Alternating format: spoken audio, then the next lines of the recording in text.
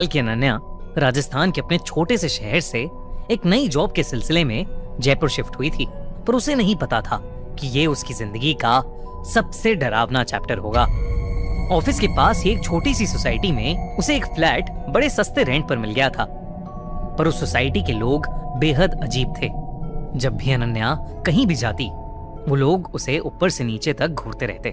और तो और उस सोसाइटी की कोई मेड भी अनन्या के घर काम नहीं करना चाहती थी। अनन्या वहां के लोगों से थोड़ी परेशान थी, पर क्योंकि वो फ्लैट सस्ता था और ऑफिस के पास था, तो उसने इन सब बातों पर ज्यादा ध्यान नहीं दिया। एक रात वो अपनी दोस्त मीरा से फोन पर बात कर रही थी। अचानक मीरा ने पूछा, अनु, ये बच्चे के रोने की आवाज कहां से आ रही है? अनन्या कुछ पलों के लिए चुप होकर आवाज सुनने की कोशिश करने लगी, लेकिन उसे कोई आवाज नहीं आ रही थी।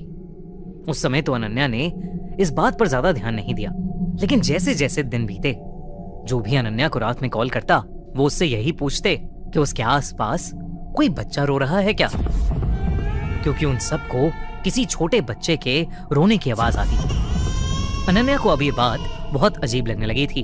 फिर एक रात कुछ ऐसा हुआ जिसने अनन्या को बुरी तरह डरा दिया। उस रात अनन्या गहरी नींद में सो रही थी। रात के करीब 1 बज रहे थे।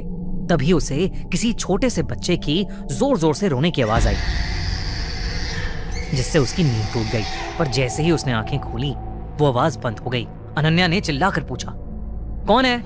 कोई जवाब नहीं आया। फिर अचानक से एक धीमी सी हंसी की आवाज आई, जैसे कोई अनन्या का मजाक बना रहा हो। अनन्या ने उस आवाज की तरफ देखा तो वो चौंक उठी। उसने देखा कि कोई बहुत छोटा सा बच्चा उसके कमरे के दरवाजे के पीछे छुपा बैठा है। अनन्या ने जैसे ही उसकी तरफ देखा, वो बाहर भागा। अनन्या उसके पीछे भागी, पर उससे अपने फ्लैट में कोई भी नहीं मिला। पर जब वो अपने कमरे में आई, तो उसके कमरे के शीशे पर किसी छोटे से बच्चे के हाथों के लाल निशान थे। और जब उसने ध्यान से देखा, तो वो लाल रंग खून का था। अनन्या बेहद डर गई थी। सुबह होते ही उसने बिल्डिंग के बाकी के लोगों से इस बारे में पूछा। उसे पता चला कि उससे पहले एक बुढ़िया उस घर में रहती थी। उसे कोई भी पसंद नहीं करता था, क्योंकि लोगों के हिसाब से वो काला जादू करती थी। सोसाइटी में उसके आने के बाद से जिस किसी भी घर पर कोई खुशी की खबर होती थी, वो दुख में बदल जाती थी। कोई नई गाड़ी लेता था तो उस गाड़ी का अगले ही दिन एक्सीडेंट हो जाता था। किसी को जॉब में प्रमोशन मिलता तो उसकी तबीयत इतनी खराब हो जाती कि उसे जॉब ही छोड़नी पड़ती थी। और तो और वो बुढ़िया बिना बताए लोगों के घर से उनके छोटे छोटे बच्चे ले जाती थी और उनके साथ अजीबोगरीब बातें करती थी। कई बार तो बच्चे उसके घर में सोते हुए मिलते थे, जैसे शायद उसने बच्चों को नींद या बेहोशी की दवा खिलाई हो। सोसाइटी वाले उससे बहुत परेशान हो गए थे। सोसाइटी के सेक्रेटरी ने उससे लड़ाई भी की, लेकिन उस पर कोई असर नहीं हुआ। और एक बार तो किसी ने उसे पास के कब्रिस्तान से, एक कब्र से कोई डेड बॉडी निकालते देखा, जिसे वो बाद में अपने घर ले गई। उसके बाद कुछ दिनों तक उसके घर से बहुत शोर आने लगा, जैसे वो कोई बहुत बड़ी पूजा कर रही हो। और फिर एक सुबह उनकी सोसाइटी के सेक्रेटरी का सर काटकर मर्डर कर दिया था। उसकी पूरी बॉडी पर किसी छोटे बच्चे के नोचने के निशान थे। उस दिन सोसाइटी वालों ने उस बुढ़िया को जोर जबरदस्ती से उसके घर से बाहर निकाल दिया, लेकिन वो उन सबको देखते हुए बस हंसती रही। बहुत हंगामा हुआ था उस दिन। जब ओनर ने घर के अंदर जाकर देखा, तो घर के अंदर बहुत सारा तंत्र विद्या का सामान और एक छोटे लड़के का कंकाल मिला। लोग कहने लगे कि उस रात उस बुढ़िया ने काले जादू से एक कच्चा कलवा बनवाया था और उसी कच्चे कलवे ने उसे मारा था। इस इंसिडेंट के बाद काफी टाइम तक वो घर खाली था और उसके बाद अनन्या वहां रहने आई थी। ये सब सुनने के बाद अनन्या बहुत घबरा गई थी। वो अपने घर आई और कच्चा कलवा के बारे में ऑनलाइन पढ़ने लगी। उसे पता चला कि जब साल भर से छोटे बच्चे की मौत हो जाती है, तो उसकी बॉडी जलाई नहीं जाती, बल्कि उसे दफनाया जाता है। कई काला जादू करने वाले लोग उसकी बॉडी को जमीन से निकालकर उसकी बॉडी पर कच्चा कलवा की साधना करते हैं, जिससे वो उस बच्चे की आत्मा को अपने वश में कर लेते हैं और अपना मन चाहा काम करवाते हैं। अनन्या ये सब पढ़कर चौंक गई थी। उसे ये सब बहुत ही खतरनाक लग रहा था। तभी अचानक से घर की लाइट चली गई और घर में अंधेरा हो गया। एकदम से उसे सांस लेने में दिक्कत होने लगी। उसे ऐसा लग रहा था जैसे कोई उसका गला दबा रहा है। पसीने में तरबदर वो किचन में एक गिलास पानी लेने गई तो उसके हाथों से गिलास छूट गया।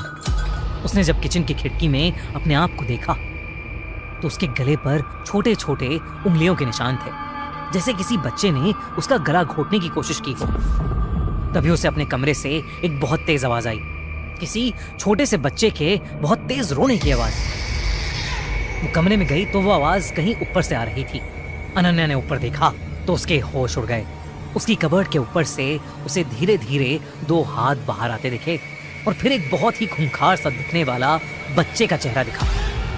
ऐसा लग रहा था कि उस बच्चे का पूरा शरीर सड़ चुका है। उस बच्चे के नुकीले दांत और लंबे काले नाखून थे। अनन्या को समझ आ गया था कि ये उसी बच्चे की खतरनाक आत्मा है जिसे वो बुढ़िया घर लेकर आई थी। वो अनन्या को देखकर बहुत ही भयानक तरीके से मुस्कुरा रहा था। इससे पहले कि वो कुछ कर पाती, वो बच्चा अनन्या के ऊपर कूद पड़ा। अनन्या ने फौरन घर का दरवाजा खोला और लिफ्ट की तरफ भागी, पर लिफ्ट बंद पड़ी थी। उसने अपनी घर की तरफ देखा तो लिविंग रूम में वही भयानक बच्चा खड़ा था जो धीरे धीरे उसके करीब आ रहा था।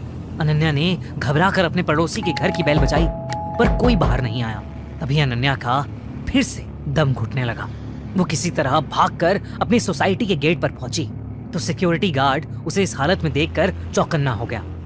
गार्ड को लगा कि शायद कोई बदमाश सोसाइटी में घुस आया है, इसलिए वो अनन्या के फ्लैट की तरफ भागा।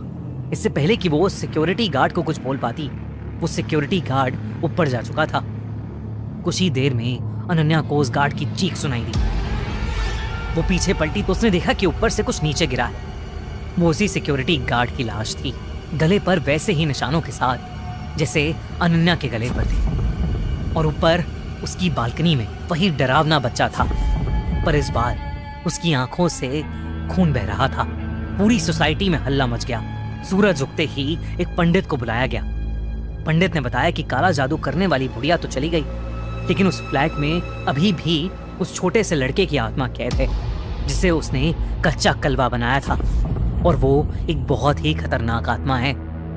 अनन्या ने उसी दिन वो फ्लैट छोड़ दिया और कहीं और शिफ्ट हो गई। आज उस फ्लैट को हमेशा हमेशा के लिए बंद कर दिया गया है। अनन्या को फिर कभी वो बच्चा नहीं दिखा, लेकिन आज भी वो किसी छोटे से बच्चे के रोने की आवाज से बेहद डर जाती है।